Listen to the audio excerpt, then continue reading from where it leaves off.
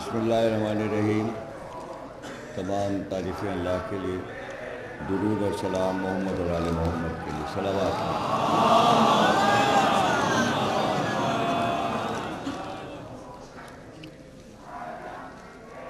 1433 ہجری عشرہ چیلم کے سلسلے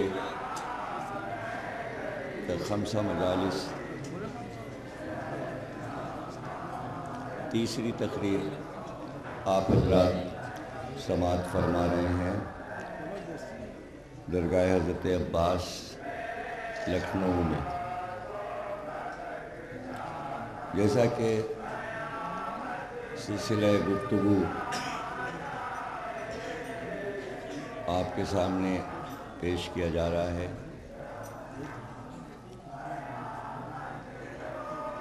کہ ہمارے لیے ذکر اہل بیت، ذکر مولا علی،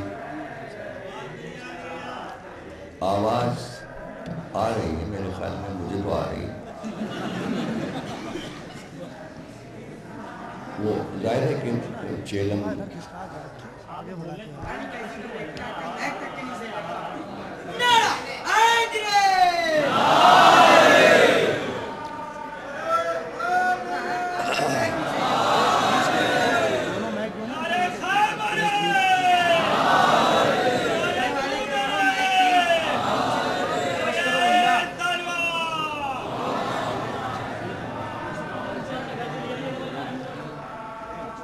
چونکہ چیلم قریب ہے اور جگہ جگہ مجلسیں ہو رہی ہیں، یہی عزا کی رونق ہے۔ آپ اپنی مجلس سنیے، وہ اپنی مجلس کر رہے ہیں، ہر گھر میں مجلس ہو رہی ہے۔ آپ اب دیکھیں نا، درگاہ میں بیٹھے ہیں۔ پہلے درگاہ میں جب ہمارا بچپن تھا تو یہ منبر جہاں رکھا ہے یہاں نہیں تھا، بلکہ بیچ والے در کے سامنے تھا، اور یہ منبر جو ہے دوہرا تھا۔ دوہرا منبر سمجھے آپ، جیسے ادھر تھا ویسے ہی پیچھے بھی تھا، دونوں طرف تھا، ایسے دونوں طرف تھا۔ اور نوچندی میں یہ ہوتا تھا کہ تبرک باہر سے خرید لیا، اب جو چیز بھی لے لی، کسی نے شکر پارے لے لیے، کسی نے نمک پارے لے لیے، کسی نے نکتیاں لے لی، اور اپنا ذاکر مقرر کر لیا، اور وہ ذاکر جو تھے وہ منبر ہی پہ بیٹھے رہتے تھے، تو ہر زینے پہ ایک ذاکر ہوتا تھا، ایک وہاں، ایک یہاں، ایک یہاں۔ اچھا، اب جس ذاکر کو انتخاب کیا ہے اس طرف وہ مجمع بیٹھ گیا جو ساتھ میں آیا، تو ادھر والا ادھر کو سن رہا ہے، ادھر والا ادھر کو سن رہا ہے، ادھر والا ادھر کو سن رہا ہے۔ ایک ساتھ 8-10 مجلسیں ہو رہی ہوتی، وہ 5 منٹ کی مجلس ہوتی تھی، اور ذاکر جو تھا اس کے پاس ایک تھیلا لٹکا رہتا تھا۔ ادھر مجلس ختم ہوئی، سب سے پہلے ذاکر کو دیا، ذاکر لے لیا، اس میں رکھا، دوسری مجلس شروع، صلوات۔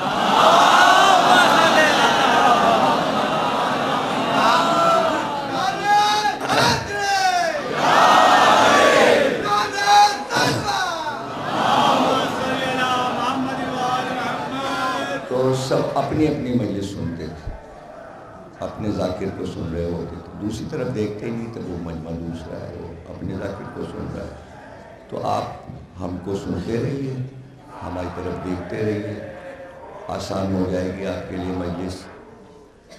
تو کل جیسا کہ عرض کیا گیا کہ ہمارے لیے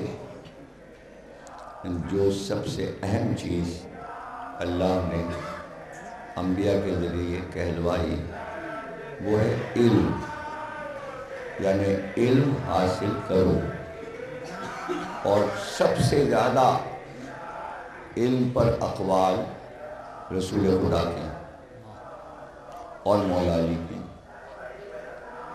اور اتنا پوچھا گیا ہے علم کے بارے میں نہج البلاغہ میں مولا علی کے اقوال موجود ہیں علم کے بارے میں، اور نہج الفصاحت میں رسول اللہ کے اقوال موجود ہیں۔ انہیں پڑھ کے دیکھ لیجیے کہ علم پر کتنا زور دیا گیا۔ اسی طرح قرآن نے بھی بے انتہا علم پہ زور دیا کہ انسان جاہل نہ رہے۔ علم کے معنی ہے جاننا، یعنی ہر چیز کو جانے۔ اور جب سائنس کا علم شروع ہوا تو سائنس نے یہ کہا کہ مشاہدہ ضروری ہے، مشاہدے کے بغیر سائنس کا علم نہیں ہے۔ یہ بات مولا علی نے بہت پہلے کہہ دی تھی، سائنس ایجاد ہونے سے کئی صدی پہلے۔ اور آپ نے فرمایا تھا کہ عبادت 3 طرح کی ہوتی ہے، عبادت کی قسمیں 3 ہیں۔ ایک آپ نے فرمایا کہ حقوق العباد، یعنی ہر انسان اپنے گھر، اپنے خاندان، اپنے افراد اہل خانہ، ان کی مشکلوں پریشانیوں میں مددگار ہو۔ پھر پڑوسی کا حق ہے، پھر دیگر بندوں کا حق ہے کہ جو بھی ضرورت مند تمہارے پاس آئے اس کی مدد کرو۔ تو اس کو مولا علی نے کہا عبادت ہے۔ حقوق العباد، بندوں کا حق جو ایک بندے پر ہے، اس کو مولا علی نے کہا یہ عبادت ہے۔ دوسری قسم بتائی کہ اللہ کی تمام بنائی ہوئی صنعتوں میں غور و فکر، جسے کہتے ہیں مشاہدہ، کہ اللہ نے جو کچھ نعمتیں ہمیں دی ہیں اس کے بارے میں سوچنا اور اس کے بارے میں جاننا۔ مولا علی نے کہا یہ دوسری قسم عبادت ہے، اسی میں سائنس کا علم آتا ہے۔ اب تیسری عبادت آپ نے فرمائی کہ 5 وقت کی نماز، اللہ کا سجدہ، واجب نمازیں۔ تو 3 قسمیں عبادت کی بتائیں اور فرمایا کہ اگر پہلی 2 قسمیں عبادت کی وجہ نہیں لائے تو یہ جو تیسری قسم ہے 5 وقت کی واجب نمازیں، یہ قبول نہیں ہوں گی۔ کیسے قبول ہو جائیں گے آپ بتائیے؟ نماز پڑھ لیا اور ایک بھوکا آ گیا، اس نے کہا کھانا کھلا دیجئے، آپ نے کہا ہم تو نہیں کھلائیں گے، تو جو نماز پڑھ کے نکلے ہیں وہ قبول ہو جائے گی؟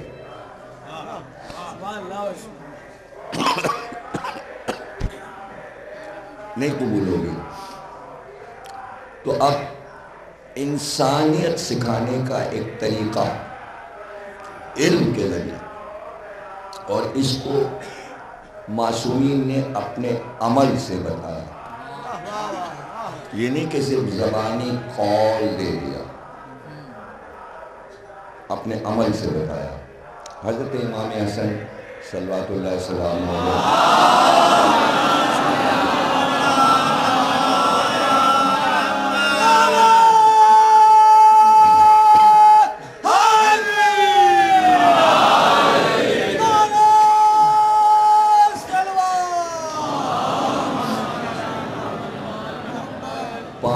برس کی عمر تھی، فرماتے ہیں کہ میں نے آدھی رات کو دیکھا، میں جاگ رہا تھا، کہ میری والدہ گرامی اٹھی،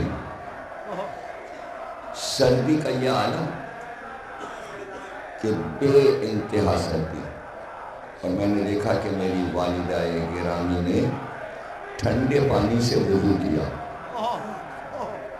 وضو کر کے مصلی پہ کھڑی ہوئی اور دیر تک نمازیں پڑھتی رہی۔ اس کے بعد شہزادی نے نمازیں ختم کر کے دعا کے لیے ہاتھ اٹھائے اور پھر ایک ایک پڑوسی کا نام لے کر اس کے لیے دعا فرمائی، ان کی اولادوں کے لیے دعا فرمائی، پھر پورے شہر والوں کے لیے، پھر پوری امت کے لیے دعا کی۔ جب آپ کی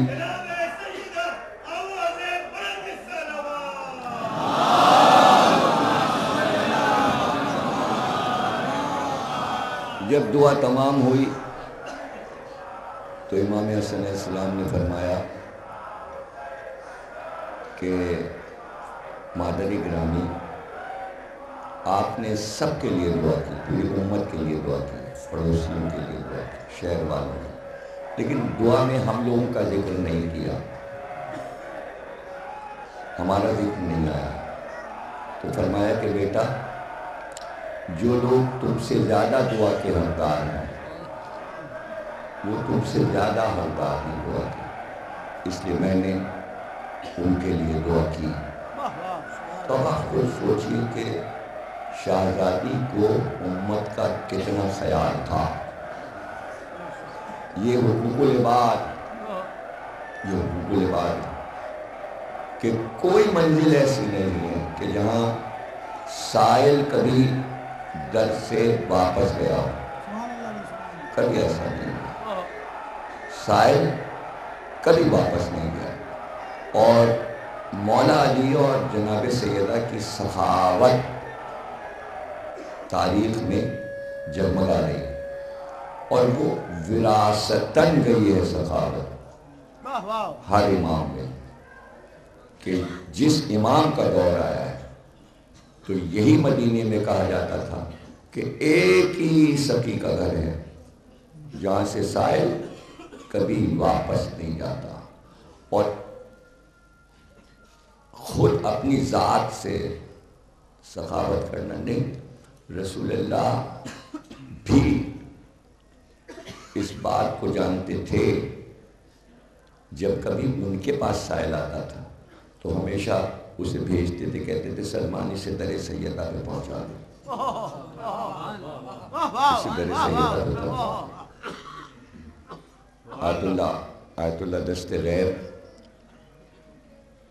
رحمت اللہ علیہ علی اللہ مقاموں نے تفسیر قرآن میں تفسیر کرتے ہوئے اس واقعے کو لکھا کہ ایک دن ایک شخص بعد نماز مسجد میں اٹھا اور اس نے اپنی پریشانیاں بیان کرنی شروع کی۔ رسول اللہ نے اس کی آواز کو سنا، اس نے کہا پہننے کو کپڑے نہیں، کھانے کو کھانا نہیں، سواری کے لیے کوئی سواری نہیں۔ تو اس کا ہاتھ رسول اللہ نے پکڑ لیا، تھام لیا، اور پھر سب کو مخاطب کیا، سارے نمازیوں کو، کہ تمہیں کون ہے جو اس کی مدد کرے اس وقت؟ کوئی جواب نہیں آیا، کہیں سے کوئی جواب نہیں آیا۔ رسول اللہ نے عمار سے کہا کہ اس کو در سیدہ پہ لے جاؤ۔ سائل در سیدہ پر گیا۔ فضہ نے بتایا کہ شہزادی ایک سائل دروازے پہ آیا اور آپ کے بابا نے بھجوایا، تو آپ کے گلے کا جو گلوبند گلے میں تھا اس کو اتار کر آپ نے فضہ سے کہا یہ سائل کے حوالے کر دو۔ سائل واپس آیا اور رسول اللہ نے پوچھا تجھے سیدہ نے کیا دیا؟ سائل نے کہا اپنے گلے کا گلوبند آپ کی بیٹی نے عنایت کیا ہے۔ سرکار نے اس گلوبند کو دیکھا، آنکھ سے آنسو ٹپکنے لگے، اور بے اختیار کہا کون ہے تم میں جو اس گلوبند کو خرید کر اس سائل کی ضروریات کو مد نظر رکھتے ہوئے اس کی مدد کر دے؟ عمار یاسر کھڑے ہو گئے اور کہا یا رسول اللہ میں یہ خدمت بجا لاؤں گا۔ سائل سے وہ گلوبند عمار نے لے لیا اور اس کو اپنے گھر لیا اور اس سے پوچھا کیا کیا چاہیے؟ اس نے بتایا کہ میری یہ ضروریات۔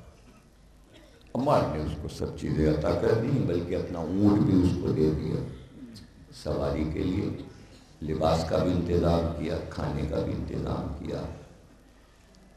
وہ سائل چلا گیا۔ اب عمار نے اس گلوبن کو عطر سے معطر کیا اور ایک پاکیزہ کپڑے میں لپیٹا اور اپنے غلام سہم کو بلایا اور کہا کہ یہ گلوبن لے کر شہزادی کے پاس جاؤ اور کہو یہ عمار نے آپ کو یہ گلوبن واپس کیا ہے، اور اس خوشی میں کہ گلوبن بی بی کے پاس واپس جا رہا ہے، آج میں تجھ کو راہ خدا میں آزاد کرتا ہوں اور تو بھی سیدہ کی خدمت میں چلا جا۔ سہم، سہم کے معنی آپ کو معلوم ہے؟ اردو میں سہم کہتے ہیں ڈرنے کو، عربی میں سہم کہتے ہیں تیر کو۔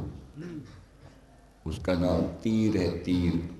یہی سب نام تو عرب میں رکھے جاتے تھے، اس میں کوئی حیرانی کی بات نہیں۔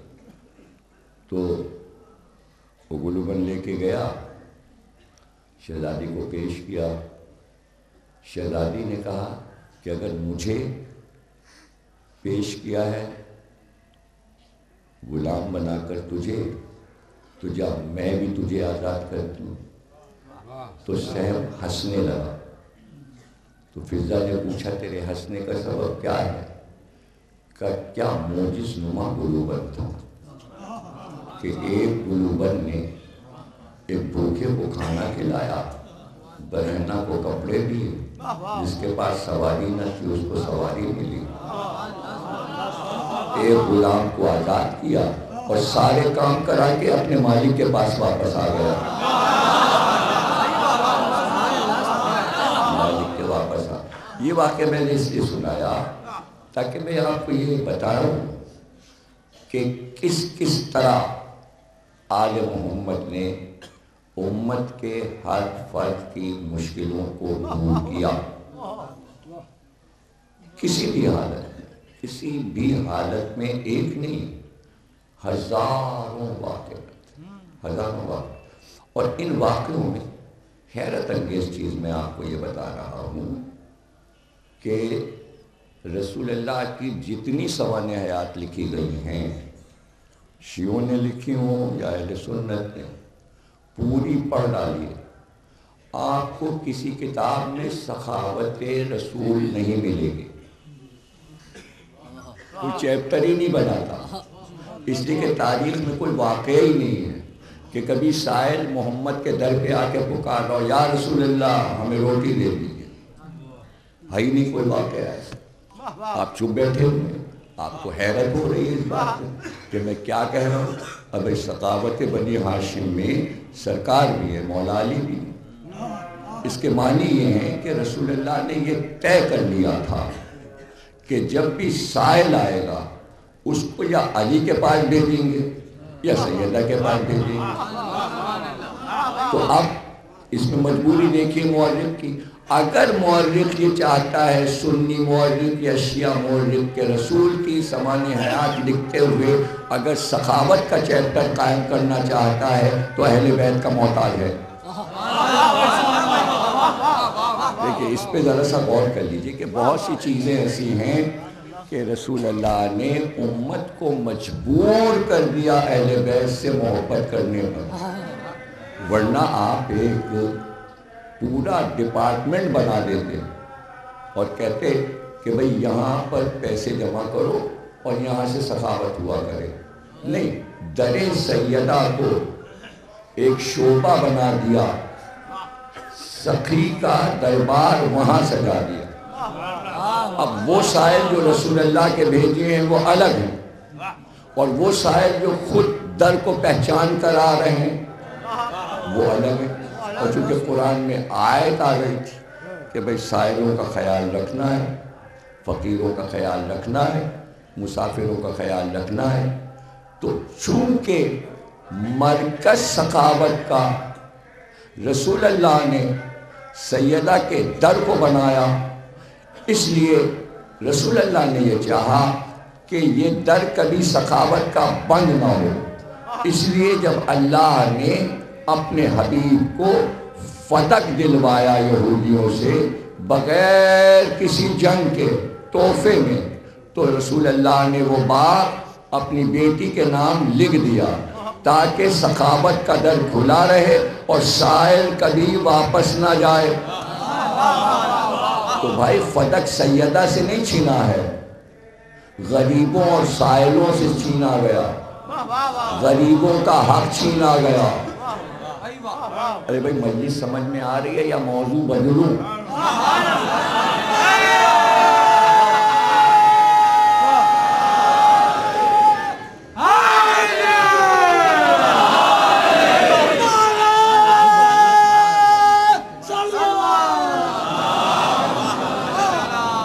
فدق سیدہ کے نام لکھ دیا، فدق سیدہ بی بی کے وقت میں دے دیا، تم مالک ہو اس کی، تم ہی متولی ہو۔ تو ایک انتظام کیا کہ میرے بعد بھی یہ سلسلہ چلتا رہے اور غریبوں کی مدد ہوتی رہے۔ کتنا بڑا ادارہ سرکار نے بنا دیا۔ تو سیدہ سے تو فدق چھینا اس لیے کہ وراثت ہے، لیکن عوام کا حق بھی چھینا گیا۔ یہ آپ ضرور پوچھ سکتے ہیں کہ یہ بات آپ کہاں سے پڑھ رہے ہیں؟ ہم نے تو ہمیشہ یہ سنا ہے فدق جناب سیدہ کو دیا تھا اور ان سے چھینا گیا۔ اس میں غریب کہاں سے آ گیا، اس میں فقیر کہاں سے آ گیا، اس میں سائل کہاں سے آ گیا؟ پوچھیے، پوچھ لیجیے، میں بتا دیتا ہوں کہ فدق اس لیے تھوڑی دیا تھا کہ سیدہ کو کوئی فدق کی ضرورت ہے۔ ارے یہ تو سامنے کی بات ہے، یہ عقلی دلیل ہے کہ سیدہ کو فدق سے کیا واسطہ، سیدہ کیا کریں گی، جاگیر لے کے سیدہ کیا کریں گی؟ جس کی جاگیر کے ایک حصے میں چھوٹی سی جنت ہو،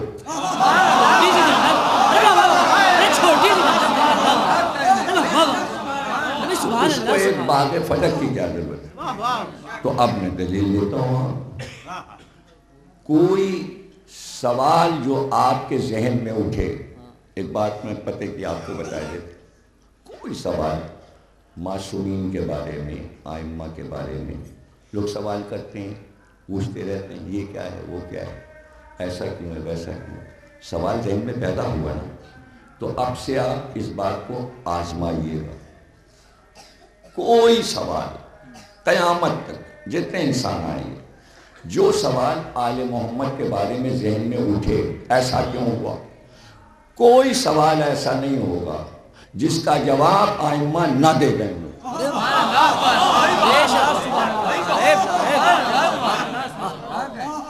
سوال آپ کے ذہن میں اٹھے گا، جواب کتاب میں امام سے پہلے سے موجود ہوگا۔ اب یہ تو جواب دینے والا آپ سمجھتے ہیں اپنی طرف سے دے رہا ہے، اگر اس کا مطالعہ ہے تو وہ اسی امام کے جملے کو دہرائے گا، اور اگر امام کا نام نہیں لے رہا اور خود جواب دے رہا ہے تب بھی وہی الفاظ کسی امام سے کسی کتاب میں لکھے ہوں گے، اس لیے کہ جواب نیا کسی انسان کے ذہن میں آ ہی نہیں سکتا معصوم سے ہٹ کر۔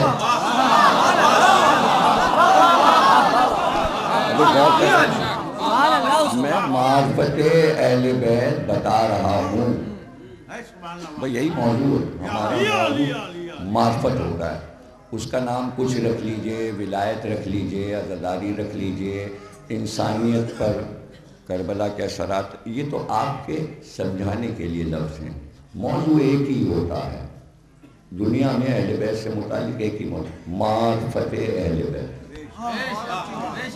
ہر مجلس کا مقصد ہوتا ہے معرفت۔ راوی نے حضرت امام جعفر صادق صلی اللہ علیہ وسلم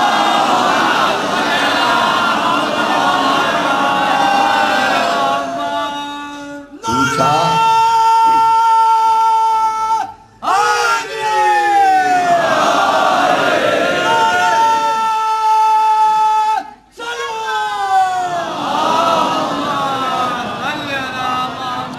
راوی نے پوچھا کہ اگر فتق آپ لوگوں کو مل جاتا تو آپ اس کا کیا کرتے، کیسے استعمال کرتے؟ امام نے غلاموں کو بلایا اور کہا یہ سامنے جتنے کمرے بنے ہیں ان کے دروازے کھول، دروازے کھول دیے گئے. کہا اندر جا کے دیکھ کمروں میں کیا ہے. اس نے کہا سرکار کمروں میں کھجوریں بھری ہیں ٹوکرے چھت تک. کہا دیکھ لیا؟ کہاں دیکھ لیا. کہا اب شام کو آنا. شام کو آیا، غلام سے کہا دروازے کھلوا دو. دروازے کھول دیے گئے کمروں کے، حجروں کے. امام نے کہا اندر جا کے دیکھ. اندر گیا، ایک ایک کمرے میں جھانکا. کہا ایک کھجور نہیں ہے. وہ جو چھت تک بھری تھی سب کہاں گئی؟ امام نے کہا مستحقین کے پاس پہنچ گئی. تم نے ایک بار دیکھا ہے، روز یہاں یہی ہوتا ہے.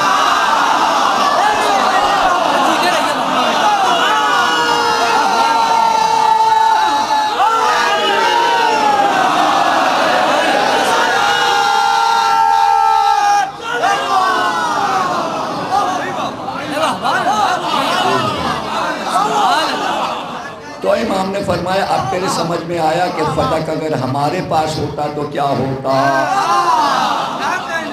اب اس کے بالکل اپوزٹ ایک سوال بنا لیجئے کہ فتح جہاں گیا وہاں کیا ہوا. اچھا یعنی ادھر کا تو سب معلوم کرنا چاہ رہے ہیں، ادھر کا کیوں نہیں معلوم کرنا چاہ رہے ہیں؟ ادھر کا بھی تو معلوم کرنا. گیا نہیں رہا سیدہ کے پاس، کہیں اور گیا تو پتہ تو لگائیں گے ہوا کیا. تو اب پورا جائزہ لیں ہم بعد رسول سے لے کر اور 11ویں امام تک کتنی دیر لگے گی کہ ہر دور میں فتح کہاں تھا. تو پھر پوری تقریری اسی پہ ہو جائے گی کہ فتح کہاں تھا. باتیں اور آگے کرنی، صرف ایک منزل پر ٹھہر کر ہم آپ کو بات بتاتے ہیں. ایک خلیفہ ہوئے ہیں عمر بن عبدالعزیز. ایک خلیفہ ہوئے، جب وہ خلیفہ پہلے گورنر تھے مدینے کے، پھر خلیفہ ہو گئے تھے. جب وہ تخت خلافت پر بیٹھے تو سب سے پہلے جو حکم صادر کیا لکھ کر وہ یہ کیا کہ مدینے کے گورنر کو خط لکھا کہ فتح فاطمہ کو دے دو. فتح فاطمہ کو دے دو. گورنر نے پوچھا کون سی فاطمہ، کون سی فاطمہ؟ قرآن کے کمالات کو دیکھ کر اللہ نے کہا زرد رنگ کی ہو، نہ زیادہ گہرا رنگ ہو نہ ہلکا،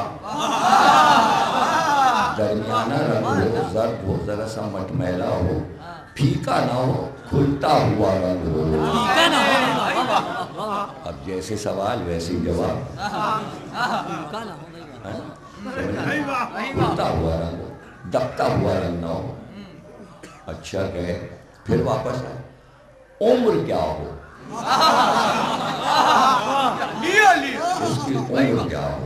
اب پھر آیت آئی کہ بھئی وہ شادی شدہ نہ ہو اور بوڑھی نہ ہو اور زیادہ بچیا بھی نہ ہو، درمیانی عمر ہو، کنواری ہو اور صاحب عصمت ہو. یہ لفظ تو میں استعمال کر رہا ہوں، آپ کیا کو قرآن میں لکھیں گے؟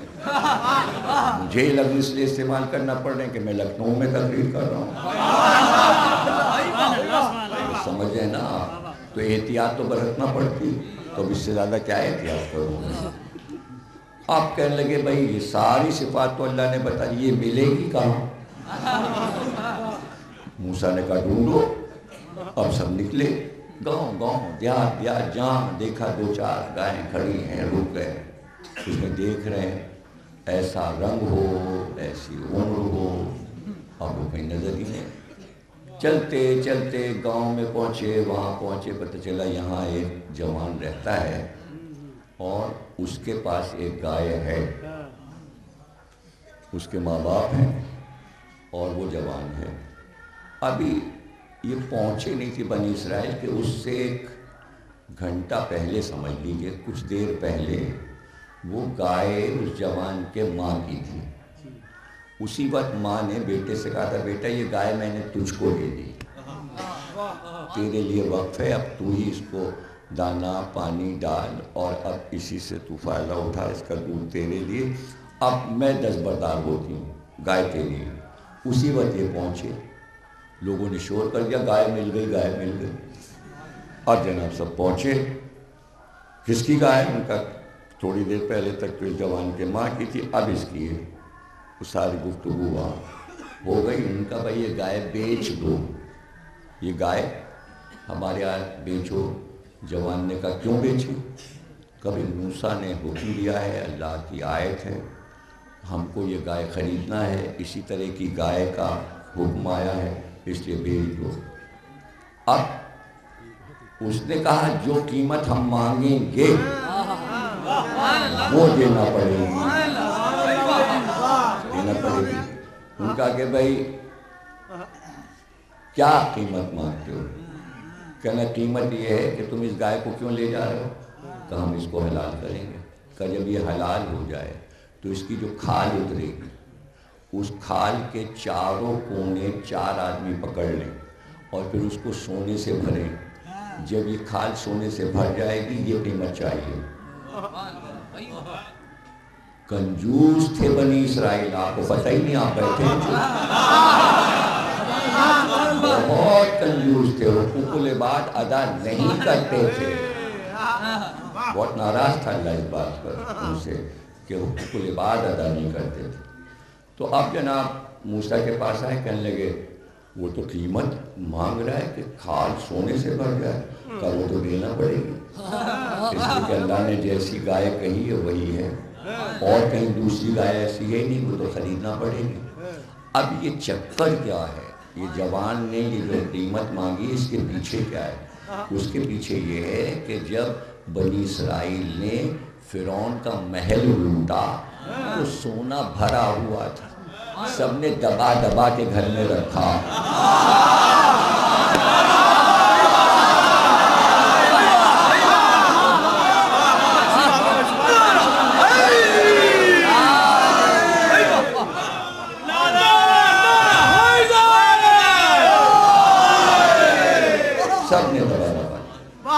بالکل. یعنی آپ یہ دیکھیں کہ رسول اللہ نے فرمایا، بڑی مشہور حدیث ہے کہ جو جو بنی اسرائیل میں ہو چکا ہے وہ سب میری امت میں ہوگا.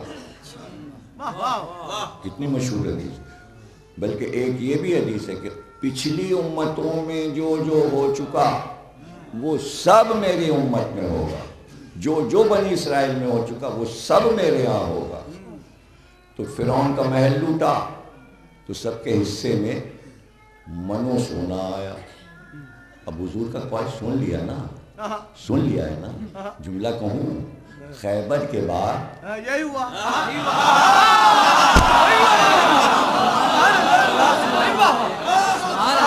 لفظ بلفظ یہی ہوا، لفظ بلفظ.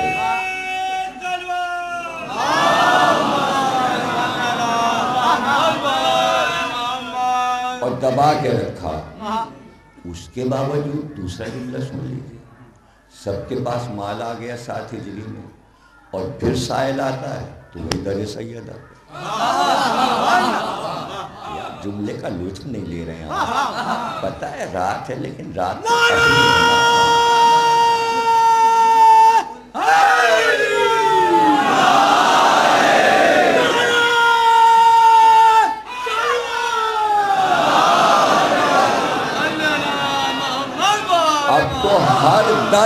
ہر در پہ سائل ہونے چاہیے، ایک نہیں، بہت بہت سے سائل ہونے چاہیے.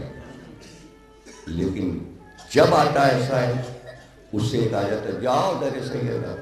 رسول اللہ کے پاس آتا ہے جاؤ در سیدہ. تو کتنا ہی دولت مند آدمی ہو جائے سخاوت میراث ہے.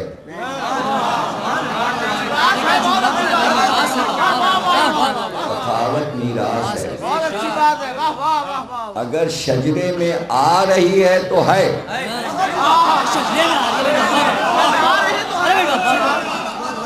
تو دولت مند ہو جانے سے سخاوت کے دروازے نہیں کھلتے۔ دیکھیں کیا کیا اللہ نے امت کو کس طرح سکھایا ہے، یعنی یہ وہ ایجوکیشن ہے کہ لاکھوں یونیورسٹیز مل کر یہ درس نہیں دے سکتی۔ یہ تو امام صادق کا صدقہ ہے۔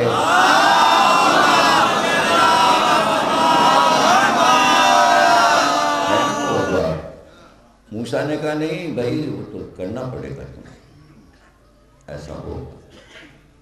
اب جناب وہ گائے لے گئے، وہ کہنے لگے ٹھیک ہے ہم قیمت دیں گے۔ اب جوان بھی ساتھ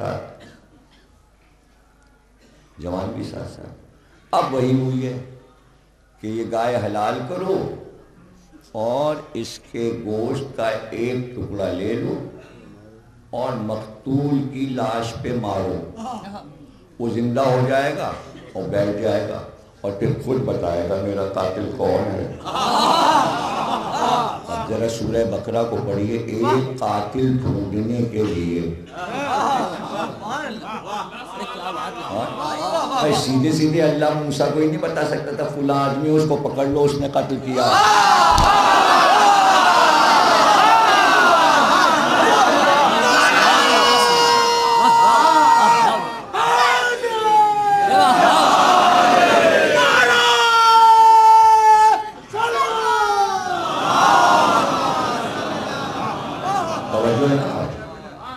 یعنی بغیر وسیلے کے دین کا کوئی کام نہیں ہوتا، بغیر وسیلے کے دین کا کوئی کام نہیں ہوتا۔ تو آپ نے پورا واقعہ سن لیا۔ اب ظاہر ہے کہ سورہ بقرہ اگر کسی کو یاد ہی نہ ہو،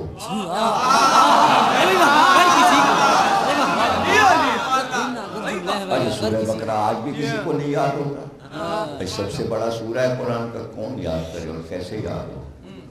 یہ بات امریکہ والوں کو بھی معلوم ہے، یہ بات امریکہ والوں کو بھی معلوم ہے۔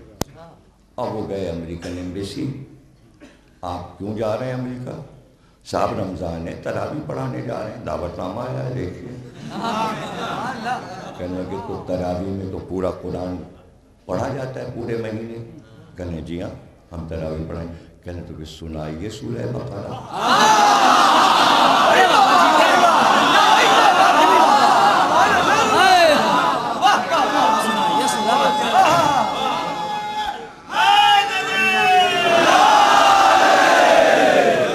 ان کا سورہ بقرہ تو نہیں آیا، کہنے ویزا نہیں ملے گا۔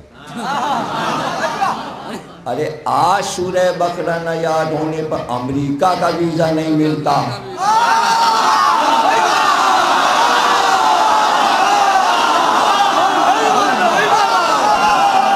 حضرت اب نعرہ میں لگاؤں گا، یا علی آپ حضرات کہیں گے ہمارے ریحان بھائی پاکستان سے آئے ہیں، یہاں سے لائیو سارے پروگرام دکھا رہے ہیں، یہ بھی مجلس پاکستان کے سبھی حضرات لائیو دیکھ رہے ہیں۔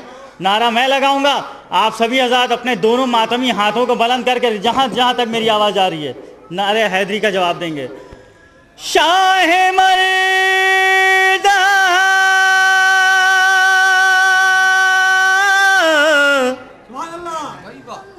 شاہ مردہ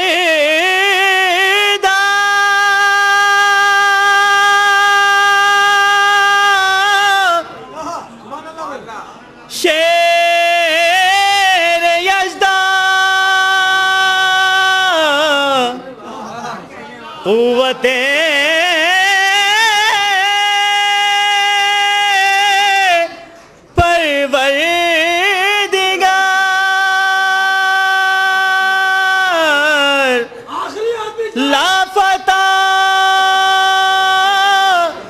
لا فتح الا للہ سیف اللہ ذوالفقار۔ نعرہ حیدری حیدری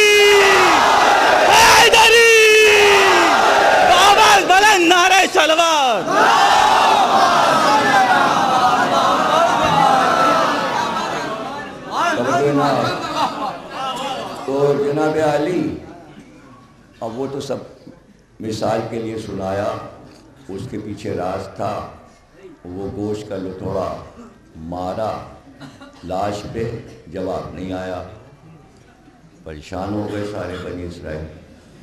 تو موسیٰ سے کہا کہ آپ نے تو کہا تھا یہ جیسے ہی گوشت کا لتھڑا اس پہ مارا جائے گا زندہ ہو جائے گا، بولے گا قاتل کا نام بتائے۔ حضرت موسیٰ نے کہا وہ پیچھے جو کھال لیے کھڑا پہلے قیمت کو ادا کرو،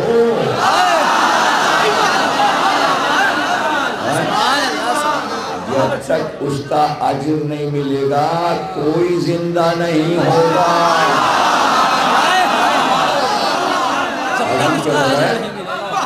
اجر کے بغیر مردہ زندہ نہیں ہوگا۔ تو لاؤ سونا، اب سب گھروں میں گئے، سونا لے کے آئے، جب اس کی کھال بھر گئی وہ سونا لے کے چلا۔ موسیٰ نے کہا اب پھر جاؤ مقتول کے پاس اور یہ عمل کرو۔ اب اٹھ کے بیٹھ گیا اور اس نے قاتل کا نام بتا دیا۔ اس نے کہا کہ بھئی قریبی رشتہ دار ہے جس نے یہ کام کیا، وہ پکڑا گیا۔ اب ایک قاتل کو پکڑنے کے لیے اتنا اہتمام، عمر بن عبدالعزیز نے اتنی سی بات لکھی تھی، فٹک فاطمہ کو دے دو، اور وہ پوچھ رہا ہے کون سی فاطمہ؟ یہ کون سی فاطمہ کے پیچھے کیا ہے؟ تو میں نے کہا تھا اگر میں پورا فتح پڑھوں تو 1 گھنٹہ گزر جائے گا۔ ایک واقعے سے بتا رہا ہوں میں آپ کو کہ اس کے بعد کیا ہوا، کہ ادھر جب فتح گیا تو کیا ہوا، وہ جاننا ضروری ہے کہ جب گیا تو کیا ہوا۔ تو یہ ہوا کہ ایک نے دوسرے کے نام لکھا، دوسرے نے تیسرے کے نام لکھا، اور وراثتاً ادھر سے ادھر فتح جاتا رہا، اور کاغذ بدلتے رہے، دستخط بدلتے رہے، کبھی فتح ان کے پاس کبھی ان کے پاس، عوام کا نہ رہا۔ جو کہہ کر لیا گیا تھا کہ عوام کے کام آئے گا، ایک شخصیت کے نام چڑھتا رہا۔ تو تاریخ میں لکھا ہے کہ سب نے جب بھی بیٹی پیدا ہوئی اس کا نام فاطمہ رکھا۔ تو جتنے مدینے میں لوگ تھے اس لیے فاطمہ نام رکھتے تھے، شاید فتح ہمارے پاس آ جائے۔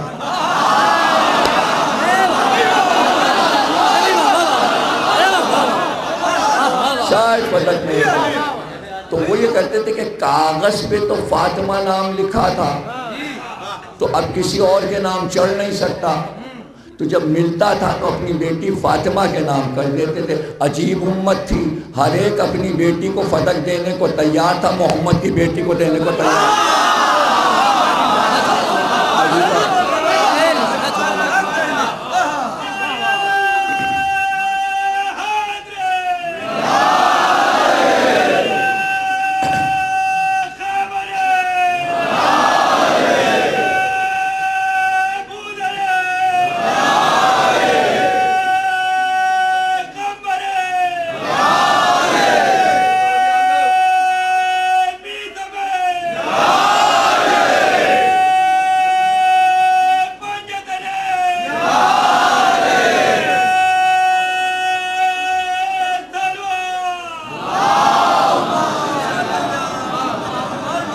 مروان نے بھی اپنی بیٹی کا نام فاطمہ رکھا، اور فتح مروان کے پاس بھی رہا، یعنی بنی امیہ میں چلا جائے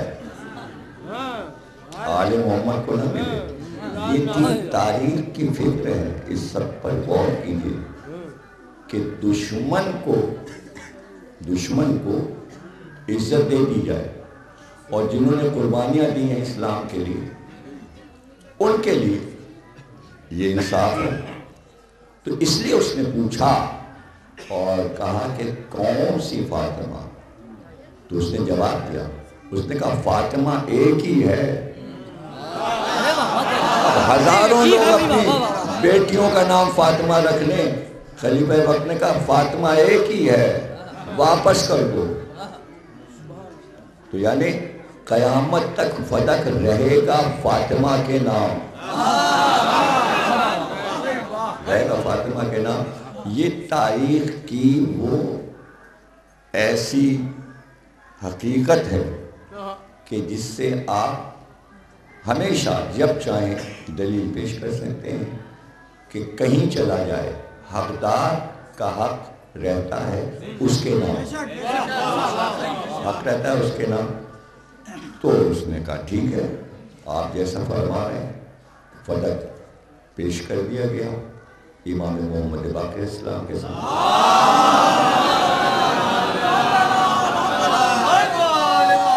ارے کچھ دن گزرے تھے کہ دوسرا آ گیا، اس نے پھر چھین لیا۔ تو یہی ہوتا رہا کہ کبھی ایک آتا تھا وہ کہتا تھا واپس کر دو، دوسرا آتا تھا کہتا تھا نہیں یہ ہمارا حق ہے، وہ اپنی بیٹی کے نام چڑھا دیتا تھا۔ یہاں تک کہ یہ عمل جو ہوتا رہا، اس سے یہ ظاہر ہو رہا ہے کہ فدق کی فائل اب تک بند نہیں ہوئی، مقدمہ جاری ہے۔ جب اس زمانے میں جاری تھا تو اب تک کیوں جاری نہ رہے؟ اب فدق کا مقدمہ جو ہے وہ ابھی جاری ہے اور وہ لڑا جا رہا ہے۔ فیصلہ ظاہر ہے کہ وہ کرے کہ جو خود تخت پہ نہ بیٹھا ہو، خود تخت پہ نہ بیٹھا، اس لیے کہ وہ مجرم ہوگا۔ اس لیے فیصلہ کرنے والا ایسا ہو جو دین کے فیصلے کرے گا، اس کا انتظار ہے۔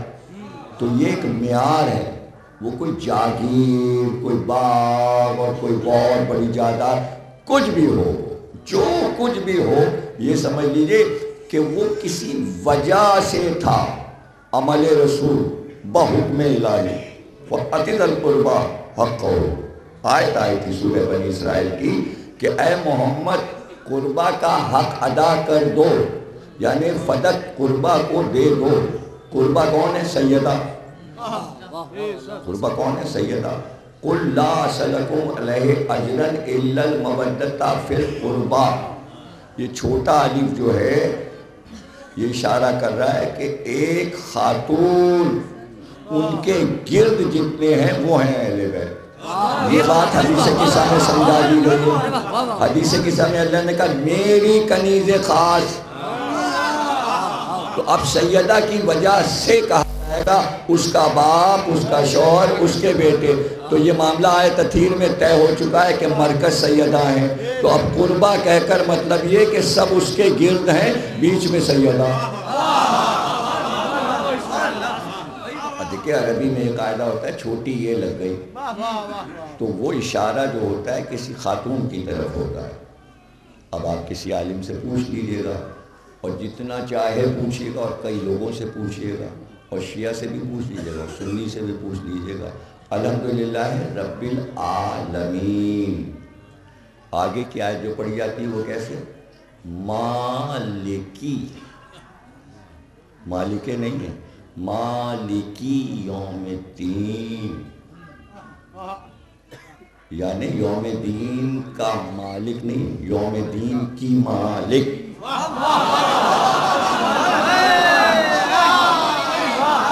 یوم دین کی مالک۔ تو اب فلسفہ شفاعت سمجھ میں آ گیا کہ ہر نبی محمد کے پاس آئے گا اور محمد فاطمہ کے پاس آئیں گے، اس لیے کہ آج کے دین کی مالک سیدہ ہے، آج کے دین کی مالک سیدہ ہے۔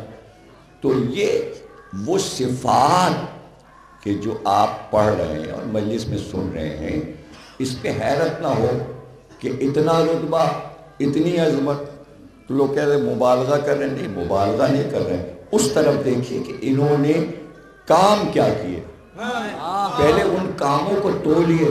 تو کیا ان کاموں کے صلے میں یہ سب کچھ بہت ہے کہ وہ معجز نما ہیں، ہم پکاریں تو وہ آئیں، ہم ان سے کچھ مانگیں تو وہ عطا کریں؟ اس میں پریشانی کیا ہے؟ زندگی میں بھی عطا کیا، اب بھی عطا کر رہے ہیں۔ اب مانگنے والوں کے دل سے پوچھئے کہ ان کو کتنا یقین ہے کہ اگر ہم ان سے مانگیں گے تو ملے گا۔ تو کیا اب تک 1400 سال میں ہزاروں کو ملا نہیں؟ ارے کس کو نہیں ملا؟ کس کو نہیں ملا؟ تو اب اس کے خلاف کہ منت نہ مانو، علم سے نہ مانگو، اس پہ ہم گفتگو کریں گے اور بار بار کریں گے. آج کل یہ چکر بہت چلا ہوا ہے, ہماری طرف تو چلا ہے, پتہ نہیں آپ کی طرف مشکل ہے ذرا چلنا. ہاں یہاں بھی کچھ ہے, لیکن یہ کہ یہ ہے نا کہ اتنی درگاہیں ہیں. حضرت عباس کی درگاہ, وہ امام باڑہ, یہ علم, جنت البقیع, بیت الحور, نجف, سب کچھ تو لکھنؤ میں ہے بھیا.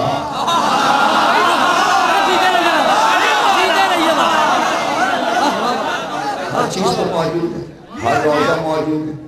تو گئے اور بھائی مانگ لیا.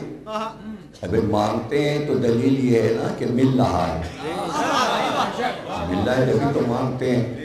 تو ہر دور میں جب بھی سائل آیا اور کسی سے مانگا, ان کا وہ ادھر پہ چلے جاؤ, ادھر پہ چلے جاؤ. امام حسن کا دور ہے تو, امام حسین کا دور ہے تو, چوتھے امام کا دور ہو, پانچویں امام کا, اب چھٹے امام کا دور, چھٹے امام کا دور بھی, یعنی ہر امام کے دور میں جسے مانگنا ہے وہ اس در پہ آئے.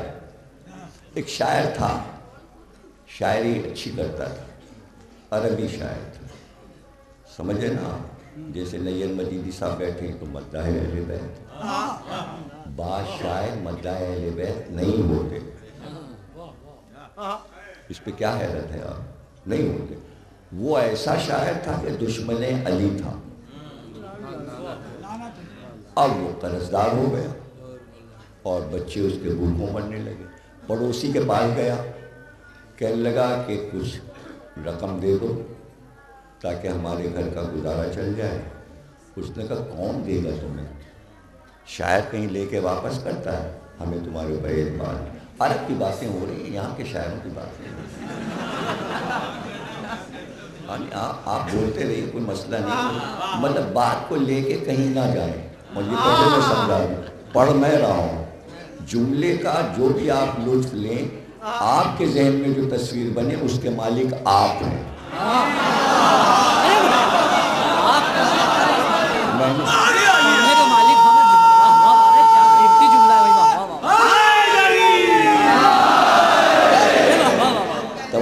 آپ کے تصور میں جو بھی آ رہا ہے اس کے ذمہ دار آپ ہیں. تو وہ پریشان ہو گیا تو پڑوسی نے کہا میں تمہارا مسئلے کا حل نکالے دیتا ہوں. کہا کیا؟ کہ مدینے میں ایک ہی سخی رہتا ہے. اس نے کہا کون؟ کہا امام جعفر صادق.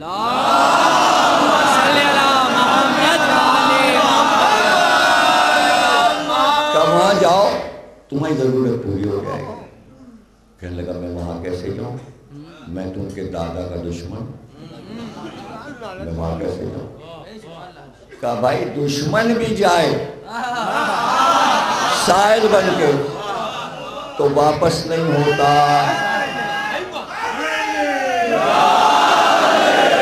واپس نہیں ہوتا.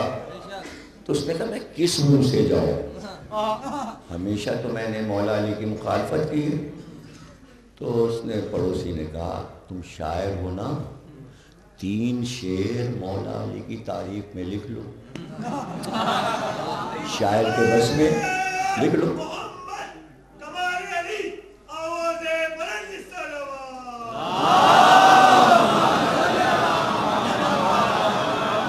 اور وہ اپنے دادا کی مدح سن کے بہت خوش ہوتے ہیں اور بڑا شاعروں کو عطا کرتے ہیں. بھائی سنا ہے نا, جبھی تو شاعر اب تک قصیدہ علی کا لکھے چلا جا رہا ہے, اب تک لکھے جا رہا ہے. اچھا دیکھیے وہ سچے ہیں نا, امام صادق ہے نا, اور وعدہ ہے کہ دادا کی مدح میں شعر کہو ہم تمہیں دیں گے. اب نیر مجیدی کب سے لکھ رہے ہیں, لکھے چلے جا رہے ہیں, لکھے چلے جا رہے ہیں, اب تک تو ہدیہ آیا نہیں. سچے نے کہا ہے اگر ہدیہ نہیں آیا تو کیا ہم انکار کر دیں؟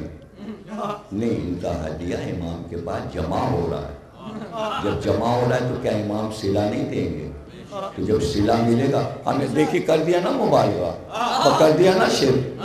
ارے بھائی ان کا قرضہ ہے, یہ قرضہ بھی عجیب چیز ہے. ارے بھائی عام آدمی کا قرضہ, عام آدمی کا قرضہ, اور نہ کہ معصوم کا قرضہ, معصوم کا قرضہ.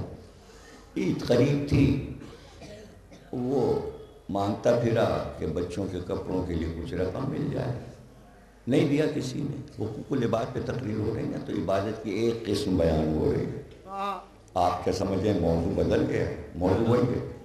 ابھی تو مشاہدے پہ کل گفتگو ہوگی، پھر 5 وقت کی نماز پہ گفتگو ہوگی، یہاں تک کہ خمسہ ختم ہو جائے، اور پھر اس کے بعد آپ لوگ نماز پڑھتے رہیے۔ مطلب پریشان ہو گئے، ارے بھائی شکرانے کی نماز کہ خمسہ ہو گیا، وہ واجب تو آپ پڑھتے ہی ماشاءاللہ، کیا کہتے ہیں، تو مسجدیں بھری ہوتی ہیں ماشاءاللہ۔ اس سے لکھنؤ میں اتنی مسجدیں، وہ تو بادشاہ بنوا کے گئے ہیں مسجدیں، اتنی بڑی بنوا دی کہ قیامت تک لکھنؤ والے نماز پڑھتے رہیں، مسجد بھرتے رہیں، مسجد بھرتے رہیں۔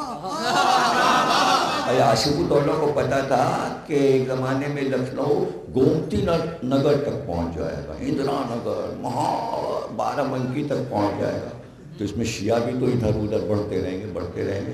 چھوٹی سی بنا کے جاتا، لوگ کہتے کتنا کنجوس تھا۔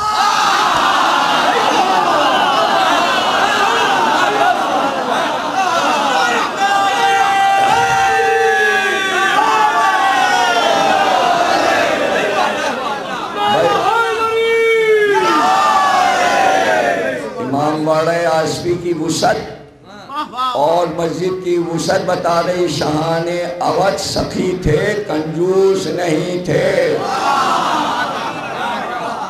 کنجوس نہیں تھے۔ جو کنجوس تھے ان کی بھی مسجدیں جا کے دیکھ لیجیے وہاں دہلی کے قلعے میں اورنگزیب کی موتی مسجد دیکھ لیجیے، اتنی سی ہے،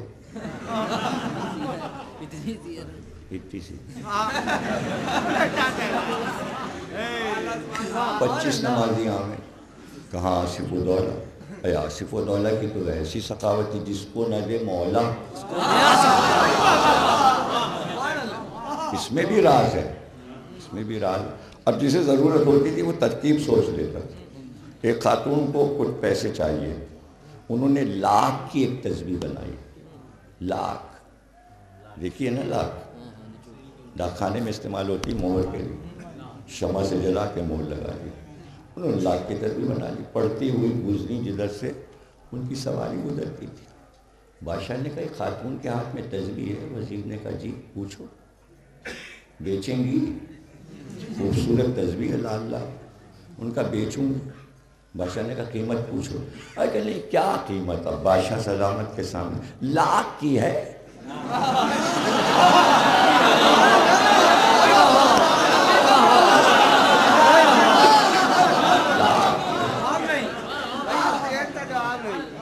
کہا 1 لاکھ دے دو۔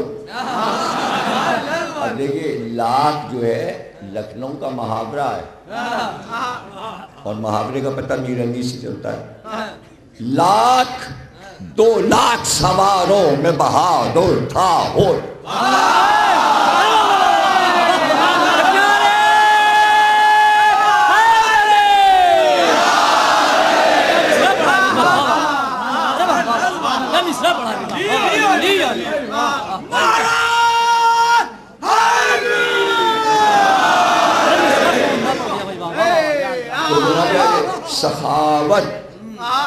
سخاوت ایک ایسی صفت ہے کہ جناب عالی کے جہاں انگریز نے کتاب لکھی ہندوستان کے 2 آخری دربار، ایک دربار کے بارے میں لکھا کہ غربت کا یہ عالم تھا کہ قلعے میں جو سالن پکتا تھا تو اس کی دیگ میں کئی بالٹی پانی بھر دیا جاتا تھا، زیادہ شوربے کے لیے مال مسالہ نہیں تھا اور گوشت بھی نہیں تھا، ہڈیاں اور پانی۔ اب وہ کہتا ہے دوسرا دربار سخی کا دربار تھا، اور وہ واجد علی شاہ بادشاہ کا دربار تھا۔ ایک دن بادشاہ کہنے لگے، وہ انگریز لکھتا ہے کہ اپنے وزیر سے کہ دل چاہتا ہے کہ کہکشاں کا منظر زمین پہ دیکھو اور دن دوپہر دیکھو۔ وزیر نے کہا ہاں ایسا ہو جائے گا شہزادہ اعظم، ایسا ہو جائے گا۔ فوراً ہی حکم دیا کہ خزانے میں جتنی چاندی ہے سب نکال لو اور اس کو پٹواؤ چوک میں لے جا کے۔ چاندی والوں سے، اور پیٹ پیٹ کے اس کی کرن بناؤ. ساری چاندی کے ٹکڑے پیٹے گئے، اس کی بنی کرن. جب کرن تیار ہو گئی جھلملاتی ہوئی، کا اس کے ٹکڑے ٹکڑے کر کے ٹوکروں میں رکھ کے لکھنؤ کے تمام غریب گھروں میں بانٹو کہ تمام خواتین اسے کاٹ کاٹ کر افشاں بنائیں. پہلے چاندی پیٹی، پھر کرن بنی، پھر افشاں بنی، افشاں بن کے بڑے ٹوکروں میں لائی گئی. اب جناب گلاب کے باغ میں کہ جب گلاب کھلے تھے دن دوپہر، پوری سبزی پر سبزہ دار پہ وہ افشاں چھڑک دی گئی.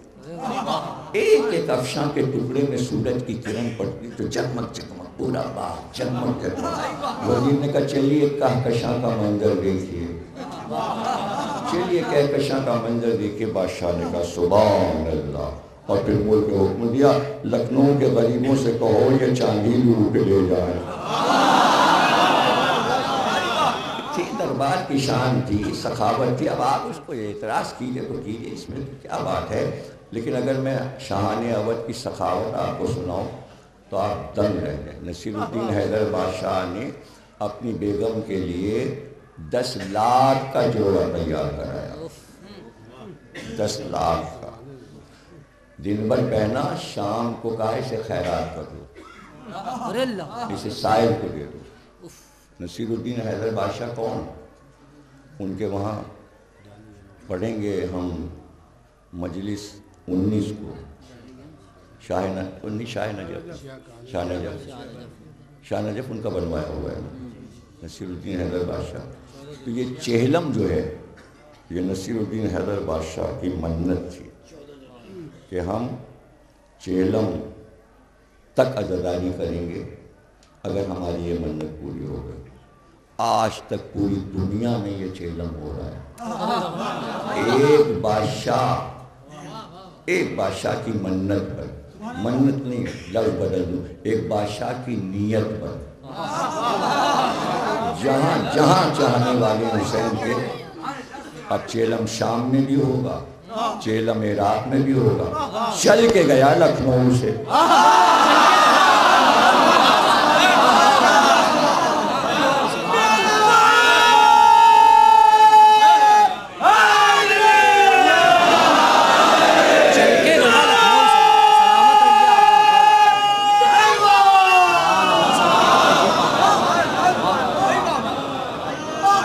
تو کنیز نے کہا کہ ملکہ ابھی تو آپ نے دن بھر اس جوڑے کو پہنا بھی نہیں، آپ نے خیرات کر دیا. کہاں اس لیے خیرات کر دیا؟ خبر دہلی جائے گی تو پتہ تو چلے کہ اودھ کے بادشاہ اور ملکائیں کتنے سخی ہیں. یعنی چاہتے تھے کہ ہماری سخاوت کا چرچا ہو. تو کیوں چاہتے تھے؟ تاکہ بخالتیں دور ہوں. سیکھا کس سے تھا؟ آل محمد سے. سیکھا کس سے تھا؟ آل محمد سے. اس نے کہا کہ اچھا میں شعر کہہ لوں گا. بھول گئے تھے کیا آپ؟ یہیں سے تو چلے تھے. اس نے رات کو جا کے کمرہ بند کیا، حجرہ اپنا، دروازے بند کے، کھڑکی بند کے، پردہ ڈالا، قلم کاغذ لیا اور بیٹھ کے 3 شعر مولا علی کی تعریف میں لکھی. شاعر تو تھا ہی، لکھ لیا، پرچہ طے کر کے جیب میں رکھ لیا. پہنچا امام کے دروازے پہ. غلام نے جا کے امام سے کہا، امام نے کہا اس کو اندر بھیج دو. وہ اندر آیا، دیکھا امام اپنے مسند پہ تشریف فرمائے لیکن سر کو جھکائے ہوئے، آنکھیں بند کیے بیٹھے ہوئے. یہ سامنے جا کے بیٹھ گیا. جب دیکھا بہت دیر تک سر نہیں اٹھا تو کہنے لگا آپ ہم کو نہیں جانتے، ہم ضرورت سے آئے ہیں. امام نے پھر بھی نہیں اس کی طرف دیکھا. منوس کی شکل دیکھنا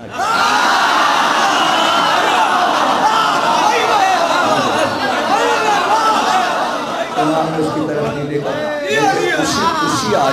اسی عالم میں جواب دیا، ہم تجھے اچھی طرح سے جانتے ہیں. آپ مجھے جانتے ہیں؟ کہاں؟ آنکھیں نہیں کھولیں، آنکھیں بند، سر جھکائے بیٹھے.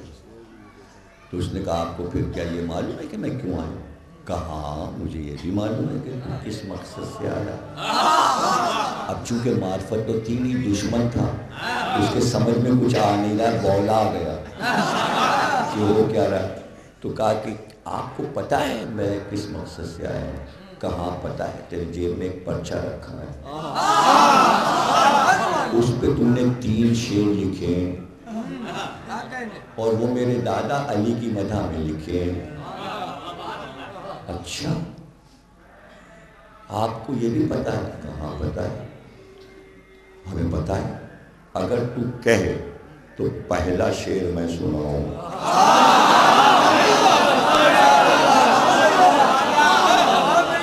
پہلا شعر میں سناؤں. یقین نہیں آیا، کہنے لگا اچھا سنائیے. امام نے پہلا شعر سنا دیا. اب تو ڈر گئے کہ وہ 2 بھی جائیں گے اور الزام بھی آئے گا کہ چوری کے شعر لایا.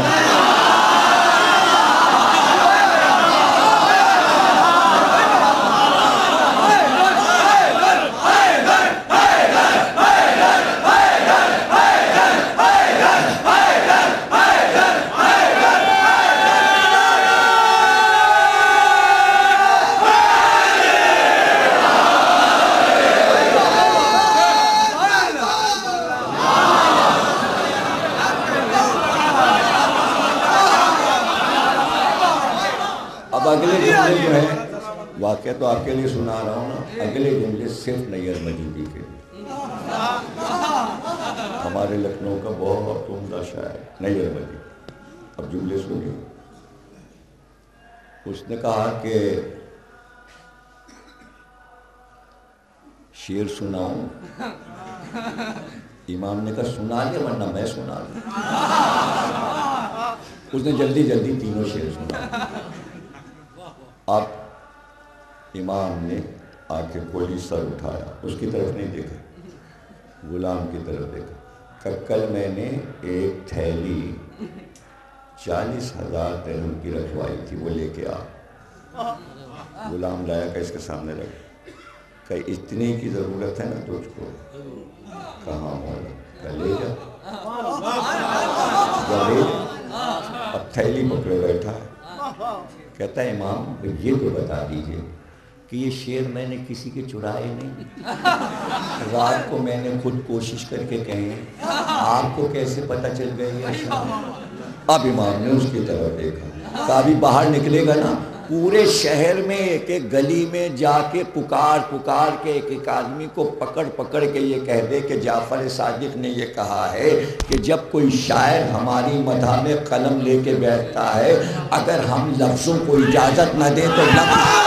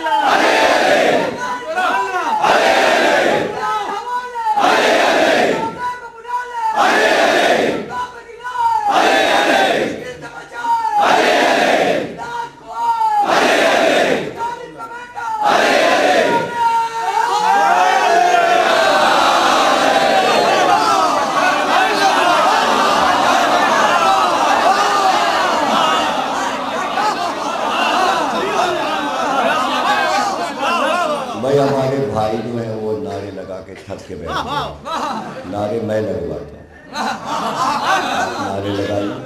भाई आदम का मौला, भाई शीश का मौला, अनूश का मौला, फिशत का मौला, नमक का मौला, नू का मौला, तारुक का मौला, इब्राहीम का मौला, इस्माइल का मौला, इसहाक का मौला, जकरिया का मौला, जकरिया का मौला, दाऊद का मौला, सुलेमान का मौला, मूसा का मौला, हारून का मौला, शोएब का मौला, ईसा का मौला, रसूल का मौला, हज़रत अबू बकर का मौला, हज़रत उमर का मौला, हज़रत उस्मान का मौला।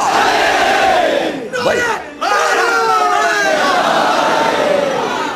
हसन का मौला, हुसैन का मौला, सैयदा का मौला, इमाम ज़ैनुल आबिदीन का मौला, मोहम्मद बाक़िर का मौला, जाफ़र सादिक का मौला, काज़िम का मौला, अली रिज़ा का मौला, इमाम मोहम्मद तकी का मौला, नकी का मौला, अस्करी का मौला, इमाम महदी का मौला, मीसम का मौला, सलमान का मौला, अबूज़र का मौला, बैल का मौला, अकबर का मौला, जिब्रील का मौला, अर्श का मौला, अल्लाह का मौला, मौला का मौला।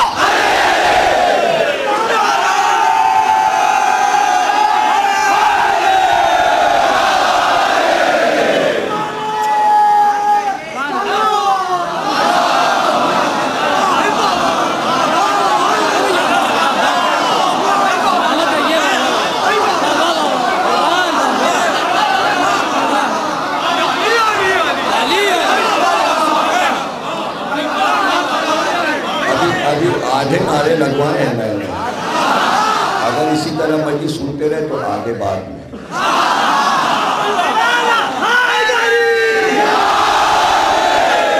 क्या फरमाया इमाम ने? इमाम ने फरमाया कि लफ्ज़ पहले हमारे पास आते हैं, वो हमसे इजाज़त लेते हैं कि शायर के पास जाएं, हम इज़्न देते हैं लफ्ज़ों को जाओ।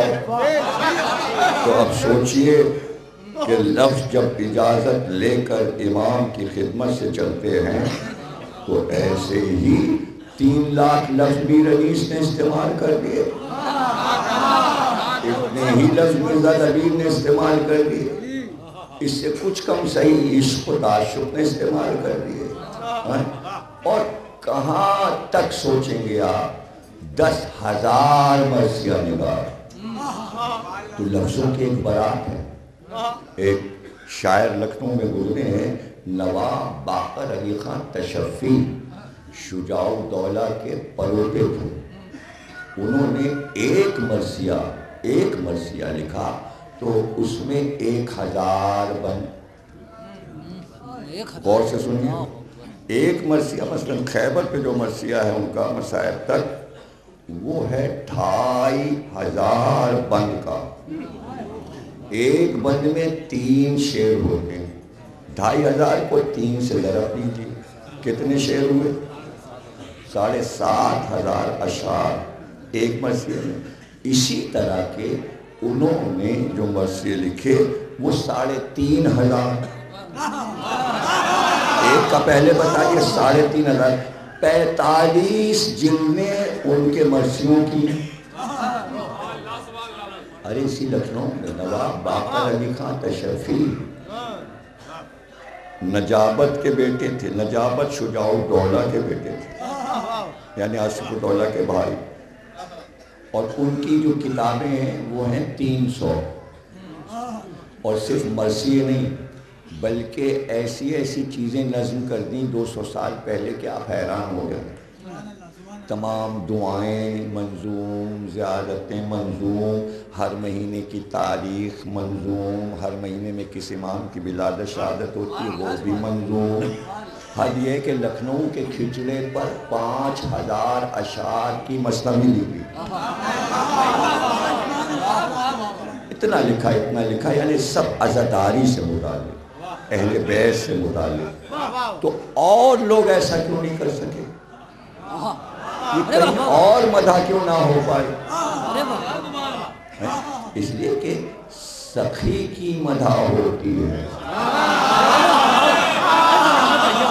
سخی کی مدح ہوتی ہے۔ اور ظاہر ہے کہ اس کی تفصیل تو کل اکرام اللہ خان کے امام باڑے میں انیس و دبیر کے سلسلے کی مجلس ہے تو وہاں تفصیل عرض کریں گے۔ تو یہ لفظ جوش ملیہ آبادی تک دیکھ لیجئے کہ ان کے یہاں لاکھوں لفظ، تو بھائی مدح کرنے بیٹھا اور لفظ آنے لگے، یعنی امام کی کہ اذن سے لفظ آ رہے ہیں۔ تو اس کے پیچھے کیا راز ہے؟ راز یہ ہے کہ لفظ کے خالق ہیں یہ،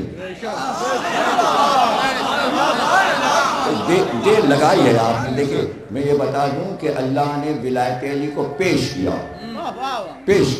انبیاء پر، ان کی روحوں پر، اوصیاء پر، فرشتوں پر، زمین پر، آسمان پر، پہاڑوں پر، جانوروں پر، پرندوں پر، سب کی روحوں پہ ولایت علی کو پیش کیا۔ جس نے فوراً قبول کیا اسے انعام دے دیا۔ گلاب نے فوراً قبول کیا، گلاب بن گیا۔ اب جو دیر لگانے لگے نا، تو جیسے جیسے دیر ہوتی گئی ویسے ویسے ان کو سزائیں ملتی چلی۔ تو علی کے معاملے میں دیر نہ لگائی کہ یہ جملہ کہا اور بس آپ کی طرف سے اوکے ہونا چاہیے، دیر نہیں لگایا کہ یہ مسئلہ ولایت علی کا ہے، مسئلہ اہل بیت کی مدح کا ہے۔ تو توجہ ہے نا آپ کی، یہ لفظ کے خالق ہے۔ اگر اسی وقت آپ داد دیتے تو اگلا جملہ قیامت کا ہے۔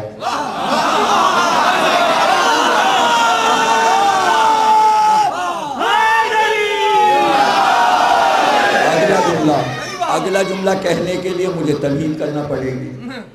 دیکھیے اللہ کو کیسے مانے یہ بھی معصومین نے بتایا، اور سب سے زیادہ مولا علی نے بتایا۔ اور نہج البلاغہ کا پہلا خطبہ پڑھ لیجیے، اس کے بعد سارے خطبے پڑھ لیجیے، توحید آپ کے سمجھ میں آ جائے گی۔ اگر مولا علی کے خطبے نہیں پڑھیں گے توحید سمجھ میں نہیں آئے گی۔ دیکھیے توحید کیا ہے، اب میری طرف دیکھیے گا اور اپنی طرف بھی دیکھ لیجیے گا اور اسے محسوس کر لیجیے گا۔ یعنی ہم بولے تو کیا بولے؟ لفظ منہ سے نکل گیا، ضائع ہو گیا، یہاں سے نکل گیا لفظ۔ لفظ کے ساتھ کیا؟ لفظ کس چیز سے بنا؟ ہوا سے، ہوا باہر نکلی۔ میئر مجیدی نے کلام پڑھا، میرے کان میں لفظ گئے اندر گئے، میں بولا تو لفظ باہر نکلے۔ دوسرے نے پڑھا یا بات کی تو اندر گئے لفظ۔ میں نے دیکھا، نگاہ باہر نکلی، نگاہ باہر نکلی۔ تو یعنی ساری زندگی کیا ہو رہا ہے؟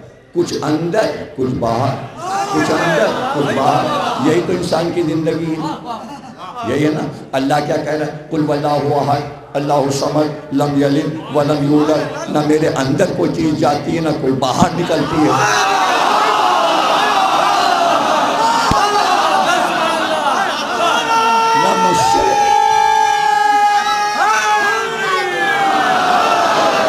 سمجھ ہے نا؟ سورہ قل واللہ سمجھ میں آ رہا ہے؟ سورہ توحید یعنی نہ کسی چیز سے نکلا ہے نہ اس سے کوئی چیز نکلی ہے، نہ اس سے کوئی پیدا ہوا نہ وہ کسی سے پیدا ہوا۔ بات سمجھ میں؟ آواز پیدا ہوتی ہے، نگاہ باہر نکلتی ہے، نہیں سمجھ رہے؟ تو آپ لوگ کہتے ہیں اللہ دیکھ رہا ہے، اللہ سن رہا ہے، اللہ بول رہا ہے۔ بولا توحید ختم، سنا توحید ختم، دیکھا توحید ختم۔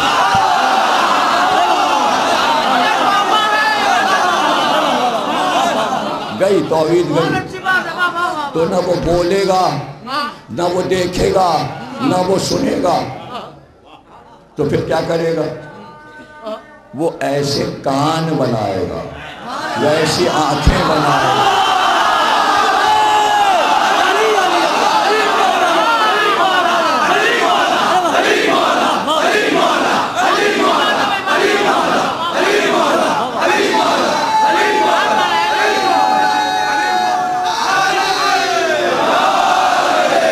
بھائی ابھی اگلا جملہ کہا نہیں میں،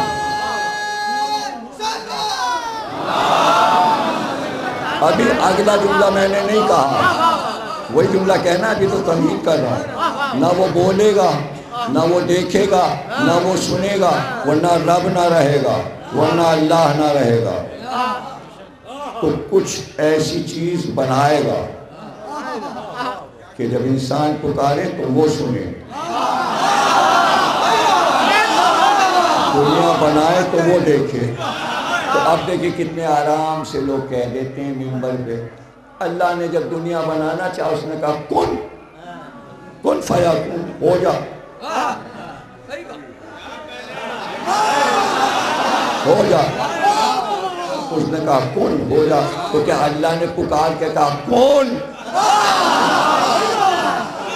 نہیں، امام زمانہ کا خطبہ ہے، اس کا ایک حصہ سنا ہوں۔ آپ فرماتے ہیں اللہ نے صرف 14 معصومین کو خلق کیا، یعنی ان کے نور کو خلق کیا، پھر کائنات کو ہم نے خلق کیا۔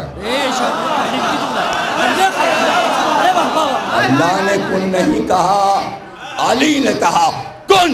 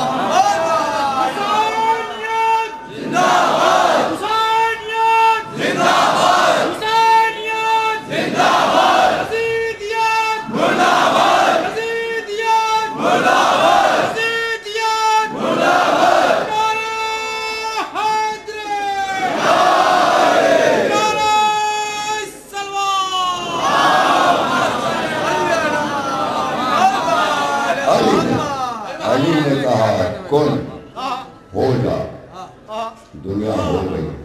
اسی لیے تو علی کو اللہ نے لسان اللہ کہا۔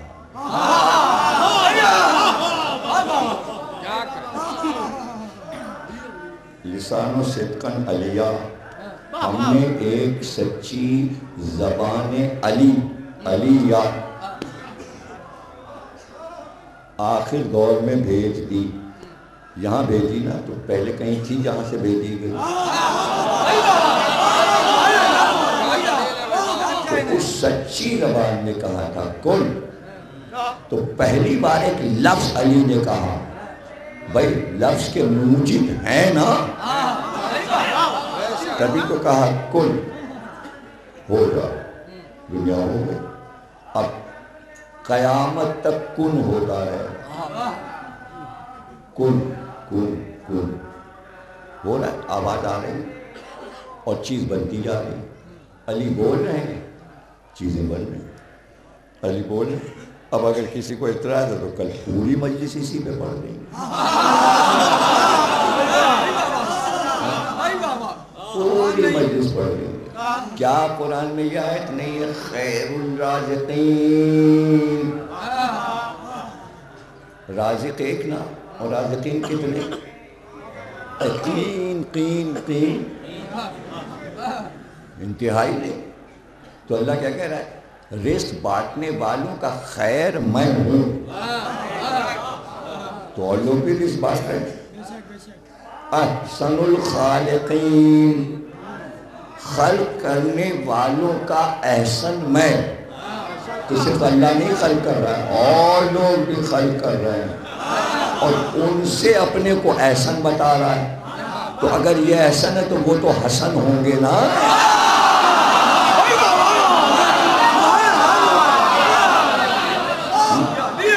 تو آیتیں تو سامنے رکھی ہیں، کوئی پوچھتا کیوں نہیں؟ کتنے بہت سے رازق ہیں، کتنے بہت سے خالق ہیں، خالقین رازقین.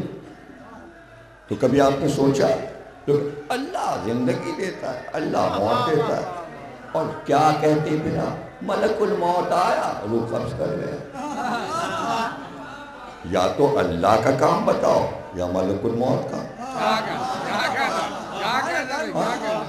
اور فرشتہ مقرر ہے، بارش کرا دیتا ہے. وہ فرشتہ جو ہے پانی پہ مقرر ہے، ہوا پہ مقرر ہے، ہوا چلا دیتا ہے. فلاں فرشتہ یہ کام کرتا ہے، فلاں فرشتہ عرش کو اٹھائے ہوئے، وہ اتنے فرشتے یہ کر رہے ہیں، اتنے فرشتے جنت کے دروازے پہ، اتنے جہنم کے وہ جہنم کا آگ کو روشن کر رہے ہیں، اتنے یہ کر رہے ہیں، یہاں انتظار، کروڑوں اربوں فرشتے کام کر رہے ہیں. تو اتنے فرشتے کام کر رہے ہیں، اس میں شرک نہیں ہوگا. جیسے ہی ہم نے کہا علی نے یہ کیا، بس قیامت ہو گئی، ہو گیا، شرک ہو گیا. اچھا بے انصافی تو دیکھیے، یعنی اتنی حد تک عدل سے خارج ہو جانا. علی کے معاملے میں عدل کا راستہ چھوڑ دینا، اور عدل چھوڑا ظالم ہوئے، فوراً ظالم ہو گئے. جب عدل کا راستہ چھوڑا تو ظالم ہو گئے. اس پہ ذرا سا بھی غور نہیں کرتے، اتنا سا بھی غور نہیں کرتے کہ بھئی ہمیں غور کرنا چاہیے اس بات پر کہ اگر ہم کہہ دیں کہ علی نے ایسا کیا، علی نے ایسا کیا، اور فرشتوں کو مان رہے ہیں عقیدے میں کہ سارے کام فرشتے کر رہے ہیں، موت و زندگی کا مان رہے ہیں نا، سارے مسلمان مان رہے ہیں، شیعہ بھی مان رہے ہیں، سنی بھی مان رہے ہیں، قرآن میں لکھا ہے، ماننا ہے، عقیدہ ہے، فرشتوں پہ یقین رکھنا ضروری ہے. اور اس کے بعد کیا کہتے ہیں؟ یہ آپ جو ہیں کس سے افضل ہیں؟ فوراً اکڑے، ہم اشرف المخلوقات ہیں. اچھا آپ اشرف المخلوقات ہیں، کس سے افضل ہیں؟ ہم فرشتوں سے بھی افضل ہیں. فرشتوں نے آدم کو سجدہ کیا، ہم صلب آدم میں تھے تو ہم فرشتوں سے افضل، اور فرشتے کر رہے ہیں اللہ کا کام، اور یہ انسان فرشتوں سے افضل.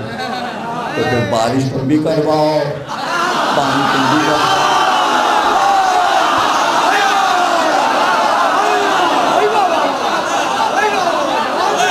فرشتوں سے افضل، انسان فرشتوں سے افضل آئے، تو پھر تم بھی سارے کام کرو.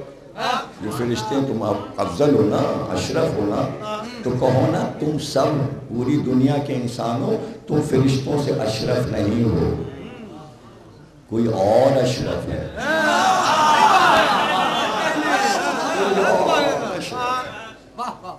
کوئی اور اشرف ہے. تو کیسے پہچانے اشرف کون ہے؟ اشرف کو کیسے پہچانے؟ ارے پہچاننا آسان ہے، پہچاننا آسان ہے. زیارت کو تو نکلو، پہنچو تو پتہ چلے گا کہ یہ کربلا معلیٰ ہے، یہ مشہد مقدس ہے. اور پھر وہاں پہنچو جہاں نجف اشرف ہے.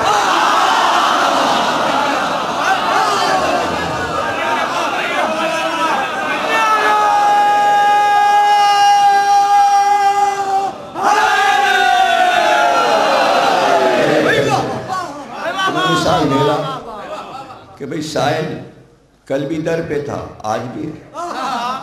تو وہیں پہ میں بیان کر رہا تھا کہ بھئی عید آ گئی تھی اور کپڑے بچوں کے نہیں تھے. اب وہ کس سے مانگے؟ بیوی سے کہا میں جا رہا ہوں نجف اشرف کا، وہاں مل جائے گا. کہیں وہ مولا سے مانگیں گے، مولا سے طلب کریں گے. پہنچ گیا روضے پر اور جا کے زری پکڑ لی. کہ جب تک میرے بچوں کے کپڑے نہیں ملیں گے میں زری نہیں چھوڑوں گا. اب پکڑے بیٹھا ہے، پھر دم کہنے ہٹ جا جا، روزہ بند ہو گیا. کہا نہیں، جب تک ہمیں کپڑے نہیں ملیں گے ہم نہیں جائیں گے. سناٹا ہو گیا روزے میں. اب مولا علی سامنے آئے اس کے اور کہا بغداد چلا جا، وہاں فلاں گلی میں جانا، وہاں ایک یہودی رہتا ہے، اس سے جا کے کہنا علی کا قرضہ ادا کر دو. تقریری بھول جاتے ہیں. ایک قرضے پہ بات ہوئی تھی نا,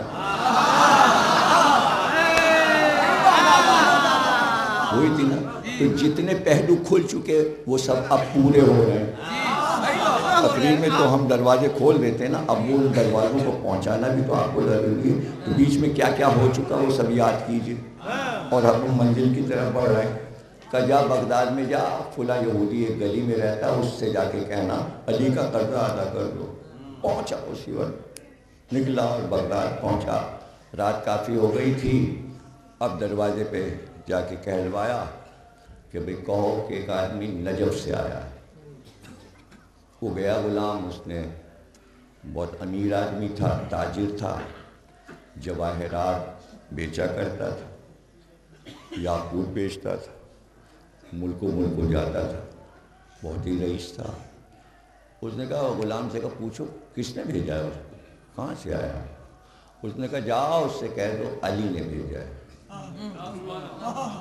اس نے پوچھا پوچھو اس سے کہ کون علی اور کیوں بھیجا ہے علی نے. کہا علی نے کہلوایا ہے کہ میرا قرضہ تیرے اوپر ہے, وہ واپس کر دے, یہ آ رہا ہے اس کو دے. بھائی یہ سننا تھا, خود ہی بھاگا ہوا ہے. بس علی کے قرضے پہ سب یاد آ گیا, اور بھائی اس کو لے کے آیا اور فنجان رکھ دیا, پیو اور کھاتے رہے. اور یہ کہاں بھائی ایک بار ایسا ہوا تھا کہ ہم دریا میں تھے, طوفان آیا, بچنے کی امید نہیں تھی, میرے ہاتھ میں یاقوتوں کی ایک تھیلی تھی اور قیمتی یاقوت تھے, پوری دنیا میں بڑے قیمتی یاقوت میرے پاس تھے. اسی وقت میں نے سب کو پکارا, جو ذہن میں نام آیا, طوفان نہیں تھما اور خطرہ ہو گیا کہ کشتی ڈوب جائے گی. تو بے اختیار میں نے ایسے اٹھا کے اپنے یاقوتوں کی تھیلی, میں نے کہا نجف میں رہنے والے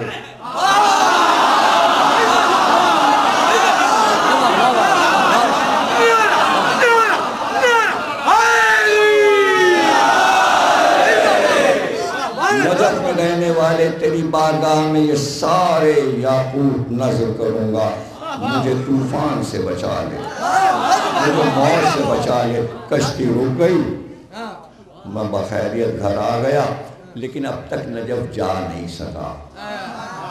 تجھے علی نے بھیج دیا. ہاں میں قرضدار تو ہوں علی کا. اب کہتا فنجان پیو. خیر اس نے پیا. اس کے بعد اس نے کہا ایک بات اور سنا دو, کس نے بھیجا ہے. اب یہ قصہ یہیں ختم ہو جائے گا, اس کے آگے کچھ ہے نہیں, کوئی لمبا چوڑا واقعہ نہیں ہے. اس نے کہا علی نے مجھ سے کہا کہ اس کے پاس میرا قرضہ ہے, وہ وصول کر لو. اب چھوٹ رہا ہے. تھوڑی دیر کے بعد کہا پھر سنو.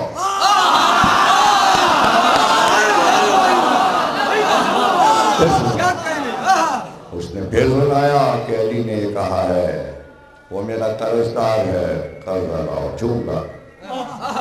اس کے لیے کھانا لاؤ. کھانا آیا. کھانا کھا چکا. کہ بھئی ایک بار اور سناؤ.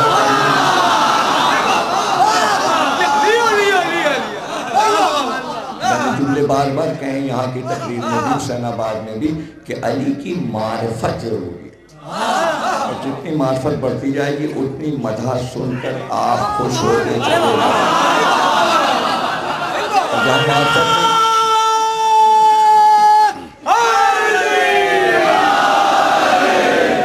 جہاں معرفت نہیں, ظاہر ہے کہ کچھ بھی پڑھ لیجئے, کچھ بھی سن لیجئے. اور اس نے کہا کہ یہ یاقوت کی تھیلی یہ رکھو, اور بھی جو چاہیے, کپڑے, سامان, غلہ, سب تمہارے لیے. سامان منگا کے ڈھیر کرا. سب سامان ڈھیر ہو گیا. ہم تجھے پہنچا دیں گے, سواری تک پہنچا دیں گے, لیکن ایک بار اور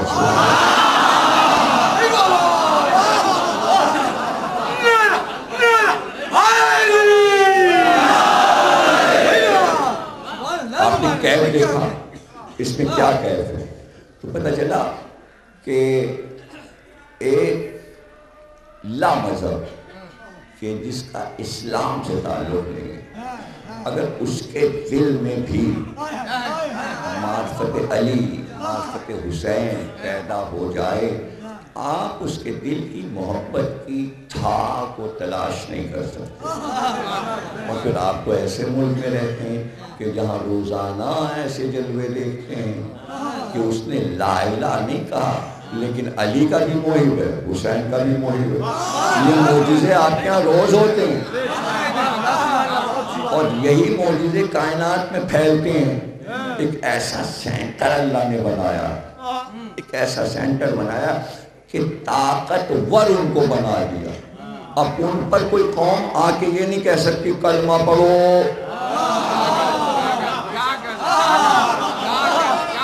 کلمہ پڑھو، لیکن ان کے رخ کو ایسے موڑ دیا ہے کہ جتنی ہندوستان میں عزاداری بڑھتی جائے گی ان کے دل جھکتے جائیں گے۔ پتہ چلا مسجدوں نے کام نہیں کیا، امام باڑوں نے۔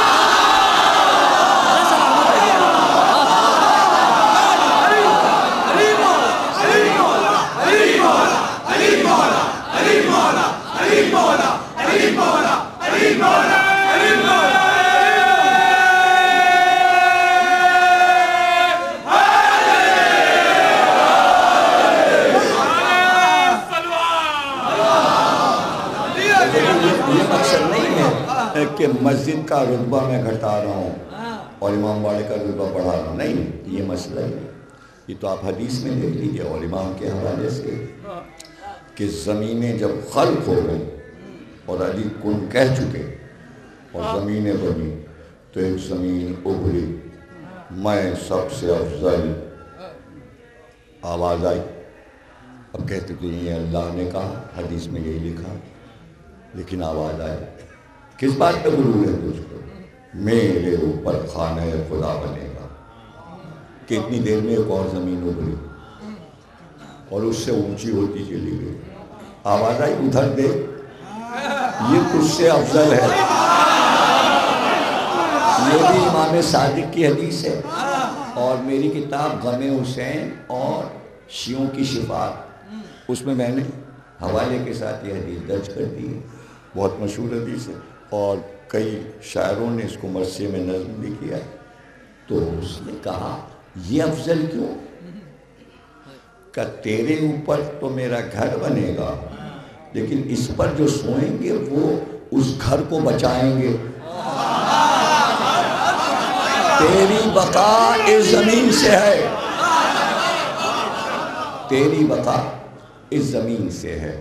تو کربلا کی عظمت، اللہ اکبر۔ ایک بار میں زیارت کرنے گیا صدام کے دور میں، بلکہ دونوں بار میں گیا، تو صدام کا ہی دور تھا، تو بہت گرمی تھی، جون کا مہینہ تھا، تو میں روضے میں گیا۔ تو جب طواف کر چکا تو میں نے دیکھا کہ ایک آیت اللہ تشریف فرما ہے جو نماز پڑھاتے تھے روضے میں، تو وہ بیٹھے ہوئے ہیں ایک سجون سے لگے ہوئے اور زری کو دیکھ رہے اور رو رہے۔ تو وہ تھے بھی بہت خوبصورت، بڑے اچھے، کوئی تقریباً 60 سال کی ان کی عمر کی، کالے امامے میں کالی ابا قبا میں، بڑے نورانی لگ رہے تھے۔ تو میں وہیں بیٹھ گیا، میں انہیں دیکھتا رہا۔ وہ سمجھ گئے کہ میں کچھ پوچھنا چاہا۔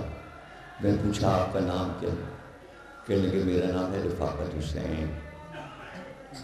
تو میں نے کہا آپ یہاں کب سے ہیں؟ کہنے لگے 40 سال ہو گئے مجھے کربلا میں رہتے ہیں۔ ہم میاں بیوی آئے تھے، پھر ہم نے دعا کی اور دعا قبول ہو گئی، اب ہم یہی ہیں، کل آپ میرے گھر آئیے گا تو میں آپ کو عراقی ناشتہ کراؤں گا۔ میں نے کہا ٹھیک ہے۔ میں نے کہا کہاں ہوں؟ کہنے لگے زینبیہ کے پیچھے میرا گھر ہے، جو پہلی گلی ہے اس میں میرا گھر ہے، آپ وہاں آئیے گا، تشریف لائیے۔ میں نے کہا اچھا۔ تو میں نے پوچھا ان سے جب پہنچا میں ان کے گھر کہ بھئی آپ کیسے آئے کربلا اور یہاں رک کیسے گئے اور روزے میں نماز بھی پڑھاتے ہیں، اور یہ جو آپ بیٹھے ہوئے تھے اور زری کو دیکھ کر رو رہے تھے، یہ کیا ماجرا ہے؟ کہنے لگے سنیے، اس لیے تو میں نے آپ کو بلایا تھا کہ آپ پوچھنا چاہ رہے ہیں تو میں آپ کو بتا دوں۔ جب میں نیا نیا کربلا میں آیا تو پہلے ہی دن سے میں یہ کرنے لگا، مفاتیح الجنان لی اور لے کے میں روزے پہنچ گیا اور اس کو کھولا، اور پہلی دعا اور زیارت سے لے کر آخر تک پوری رات پوری مفاتی ختم کر دیتا تھا. 40 دن تک میں یہ کرتا رہا، پوری رات نمازیں، پوری رات زیارتیں، پوری رات دعائیں. 40واں دن جو ہوا تو آدھی رات کو زری کا دروازہ کھلا اور امام حسین باہر آئے. ابھی وہ مجھے سنا رہا. امام حسین باہر آئے اور آ کر میرے پاس بیٹھ گئے، ایسے جیسے ہم اور آپ آمنے سامنے بیٹھے، اور مجھ سے کہنے لگے رفاقت کیا چاہتا ہے، کیوں اپنے کو ہلاکت میں ڈالا ہے، پوری رات یہاں پر بیٹھ کر تو پڑھتا رہتا ہے، وہ کیوں نہیں کرتا جو میں چاہتا ہوں. کہنے میں نے ہاتھ جوڑا، میں نے کہا مولا مجھے نہیں معلوم آپ کیا چاہتے ہیں.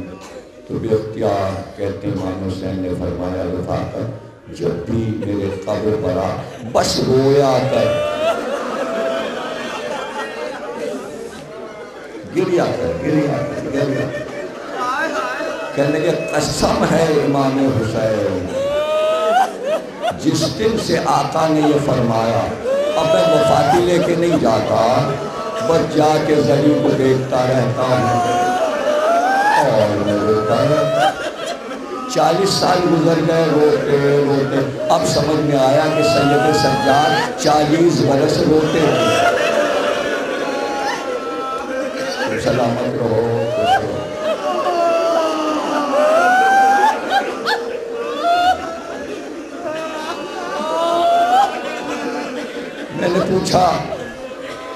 میں نے پوچھا کہ 9 ذی الحج کو عرفے کے روز روضہ حسین پر اتنا ازدحام کیوں ہوتا ہے، کہ 9 ذی الحج کو سب سے زیادہ مجمع روضہ حسین پہ کیوں ہوتا ہے. تو سنیے امام کی حدیث ہے، میں آپ کو سناتا ہوں کہ جب عرفے کا دن آتا ہے تو وہی عرفے کا دن حاجیوں کے لیے حج کا دن ہوتا ہے، اور تمام حاجی عرفات کے میدان میں جمع ہو چکے ہوتے ہیں، اور اللہ ارادہ کرتا ہے کہ تمام حاجیوں پر نظر رحمت ڈالے. لیکن اس سے پہلے کہ عرفات پر نظر رحمت ڈالے، پہلے کربلا میں زائروں پر نظر رحمت ڈالے، اس کے بعد عرفات کی طرف اللہ نظر رحمت ڈالتا ہے. یہ ہے مرتبہ. میں نے کہا کیا مرتبہ ہے ظاہر کا؟ اتنی دیر میں دیکھا مجھے پسینہ آ رہا ہے، پنکھا لے کے مجھے پنکھا جلنے لگے. تو میں نے ہاتھ جوڑے، میں نے کہا آیت اللہ آپ پنکھا جل رہے ہیں، میں تو ایک زائر ہوں. کہنے آپ کو نہیں پتا آیت اللہ بڑا نہیں ہے، زائر